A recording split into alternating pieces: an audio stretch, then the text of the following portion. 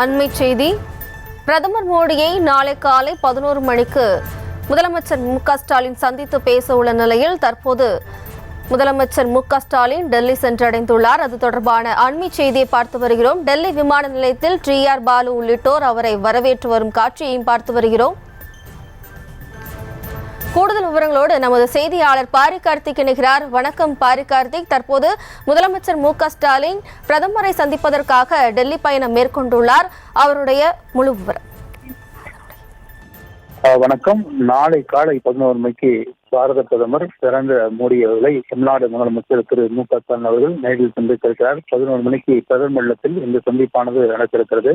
இதற்காக இன்று மாலை சென்னை விமான நிலையத்தில் புறப்பட்ட முதலமைச்சர்கள் தற்போது டெல்லி விமான நிலையத்தில் மக்களவை திமுக குழு உறுப்பினர் டி.ஆர். பாலு தலைமையில் மக்களவை உறுப்பினர்கள் மற்றும் மாநிலங்களவை திமுக உறுப்பினர்கள் வரவேற்று வருகிறார்கள். தொடர்ச்சியாக இன்று இரவு டெல்லியில் தங்கும் முதலமைச்சர் அவர்கள் நாளை காலை நரேந்திர மோடி அவர்களை சந்தித்து பேசியிருக்கிறார். குறிப்பாக தமிழகத்திற்கு வழங்க வேண்டிய கல்வி தொகை மீதம் இருக்கிறது.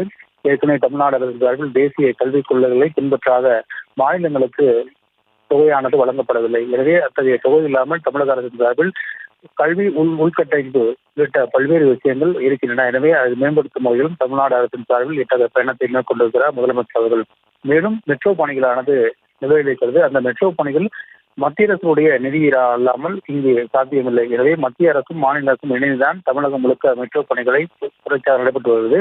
சென்னையில் 5ஆம் கட்ட பணிகளும் தற்போது நடைபெற்ற நிலையில் திருச்சி, கோவை உள்ளிட்ட இடங்களில் மெட்ரோ பணிக்கான அந்த திட்ட வரையறையும் தற்போது தமிழ்நாடு அரசு கொண்டு வரும் சொல்லில் அது தொடர்பாகவும் பேசியிருக்கிறார். மேலும் அமெரிக்கா சென்று வந்திருக்கிற முதலமைச்சர்கள் தற்போது பிரதமர் மோடி அவர்களை சந்தித்து பேசும் பொழுது ஒரு சில அதாவது அனைத்து நிறுவனங்களுமே இந்தியாவுக்கு வரும் பொழுது மத்திய அரசுடைய அனுமதியோடு தான் ஒவ்வொரு மாநிலத்திற்கும் வர வேண்டும். நேரடியாக முதலமைச்சர் சென்று அந்தந்த நிறுவனங்களை சென்று தமிழ்நாட்டுக்கு முதலீடு செய்ய அழைப்பு விடுத்த போதிலும் தமிழக அரசின் சார்பில் அழைப்பு விடுத்த போதிலும் இந்திய அரசு தான் அதற்கு அனுமதி கொடுக்க வேண்டும். எனவே அதன் அடிப்படையில் சந்திப்பு இருக்கும் என்று எதிர்பார்க்கப்படுகிறது.